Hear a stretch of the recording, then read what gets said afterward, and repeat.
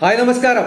പുതുതായി അധികാരമേറ്റ കേന്ദ്ര മന്ത്രിസഭയിൽ 71 പേരിൽ 70 പേരും കോടിപതികൾ.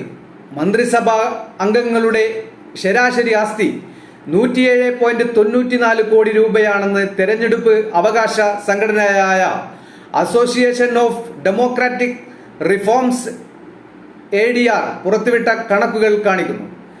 ബീഹാറിൽ നിന്നുള്ള ഹിന്ദുസ്ഥാൻ ആവാമി മോർച്ച സെക്യുലറിൽ ജിതിൻ റാം മഞ്ചി മാത്രമാണ് 1 കോടിയിൽ താഴെ ആസ്തി വെളിപ്പെടുത്തിയിരിക്കുന്നത്. 30 ലക്ഷം രൂപയുടെ ആസ്തിയാണ് അദ്ദേഹം ഡിക്ലെയർ ചെയ്തത്.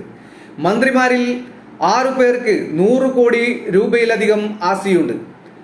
5705.47 കോടി രൂപയുടെ മൊത്തം ആസ്തിയുള്ള ഗ്രാമവികസന മന്ത്രാലയത്തിലെ സഹമന്ത്രിയും വാർത്താവിനിമയ മന്ത്രാലയത്തിലെ സഹമന്ത്രിയുമായ ഡോക്ടർ ചന്ദ്രശേഖർ പെമ്മന